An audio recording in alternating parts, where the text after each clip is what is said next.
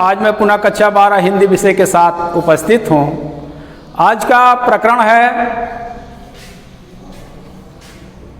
कक्षा 12 जो हिंदी विषय में संस्कृत का अंश है, जिसका पहला पाठ हम लोगों को पढ़ना है भोजस्य औदार्यम, जो भोज प्रबंध से संकलित है। यहाँ पर महाराज भोज की उदारता तथा दानशीलता का वर्णन किया गया है।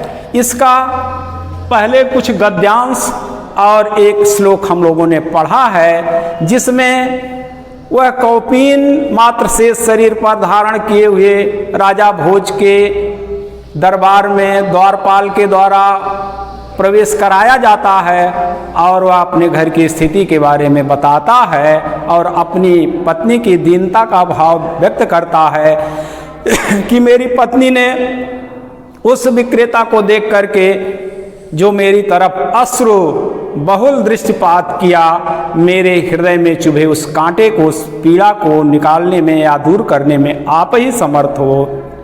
राजा ने उसे प्रत्येक अक्षर पर 1,00,000 मुद्राएं दे करके उसे क्या कहा कि शीघ्र घर जाओ, तुम्हारी पत्नी दुखी होगी। फिर दूसरे दिन क्या होता है, महाराज भोज शिवालय में महादेव भगवान हर शिव को प्रणाम करने के लिए जाते हैं। वहाँ पर कोई ब्राह्मण या कवि उनसे मिलता है, उसका वर्णन प्रस्तुत श्लोक में किया गया है। गद्यांश राजा शिव शिव इति उदीरयन् प्रत्यक्षरम लक्ष्यम दत्वा प्राह त्वरितं गच्छ गेहम तद्गृहिणी घिन्ना वर्तते अन्यदा भोजः श्री महेश्वरम नमितुम शिवालयम अभ्यगच्छत तदा कोपि ब्राह्मण राजानम शिव सन्निधौ प्राह देव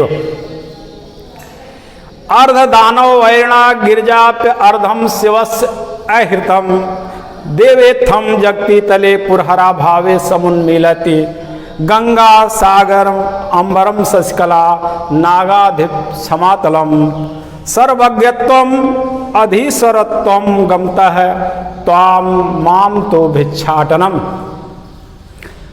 वह कवि राजा से कहता है, राजा शिव शिव ऐसा कहते हुए, शिव का अर्थ कल्याण से भी होता है, इति ऐसा उदीरयन कहते हुए प्रत्यक्षरम प्रत्येक अक्षर पर लक्षम लाख कोष्ठ में ब्रैकेट में मुद्राएं दत्वा दे करके प्राह बोला त्वरितम शीघ्र गच्छ जाओ गेहम घर, तो तुम्हारी गृहिणी पत्नी खिन्ना दुखी वर्ते होगी।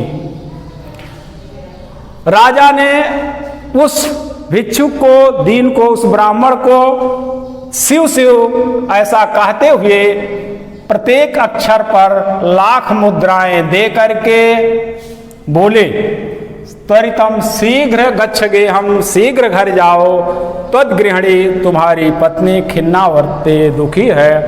अन्यदा दूसरे दिन भोज महाराज भोज श्री महेश्वरम भगवान शिव को नमितुम नमस्कार करने के लिए, प्रणाम करने के लिए शिवालयम अभ्यगच्छत शिवालय गए, शिवालय के सम्मुख गए, शिवालय पहुँचे। तदा वहाँ पर कोई ब्राह्मण राजानम राजा को शिव भगवान शिव के सन्निधौ माने समीप देख करके प्राह माने बोला, देव हे देव। दूसरे दिन जब महाराज भोज शिव को नमस्कार करने के लिए शिवालय गए, वहाँ पर कोई ब्राह्मण उनको देख करके बोला।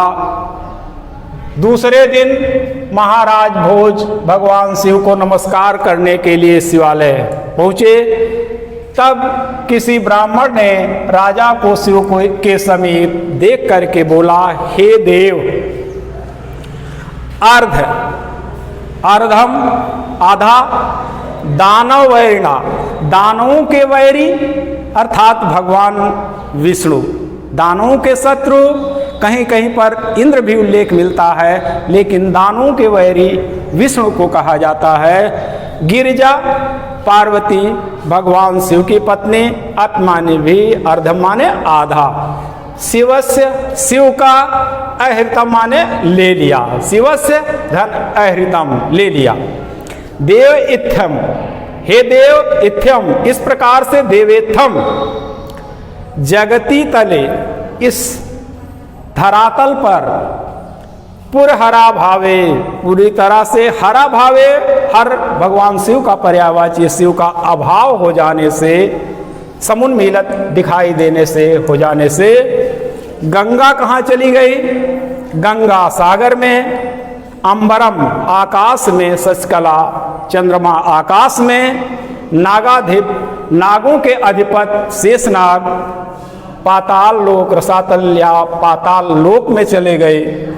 सर्वज्ञत्वम सब कुछ जानने की शक्ति, अधीश्वरत्वम और सब कुछ धारण करने की शक्ति, सब कुछ जानने और धारण करने की शक्ति तुम में, आप में चली गई, और मेरे लिए तो क्या बचा? शेष भिक्षाटनम, भिक्षाटन बचा। जब महाराज भोज शिवालय पहुँचे, उस समय कोई कवि उनसे कहता है कि हे देव, भगवान शिव का तो आधा भाग दानवों के वैरी भगवान विष्णु ने ले लिया और आधा पार्वती ने ले लिया, तो शिव का पूरी तरह से तो लोप हो गया, अभाव हो गया।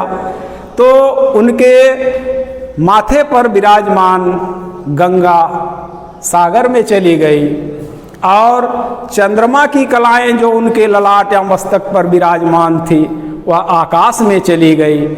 सब कुछ जानने या धारण करने की शक्ति तो आप में चली गई, और मेरे हिस्से, मेरे लिए क्या बचा? शेष बचा भिक्षाटन। यही वह कह रहा है विद्वान।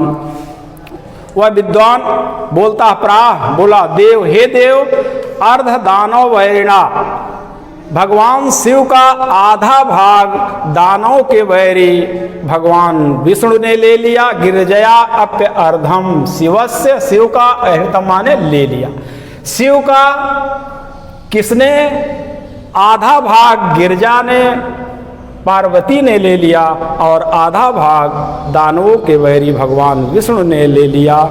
हे देव, इस प्रकार इस धरातल पर पूरी तरह से शिव का अभाव दिखाई देने से, हो जाने से, गंगा नदी सागर में, चंद्रमा आकाश में, और शेषनाग पाताल लोक में चले गए, तथा सब कुछ जानने और धारण करने की शक्ति आप में चली गई, और मेरे हिस्से तो केवल भिक्षाटन ही शेष बचा। बच्चों, आज के अंक में बस हम इतना ही खंड देखते हैं। पुनः आगे बाकी श्लोक या गद्यांशों के साथ पुनः मिलेंगे। तब तक के लिए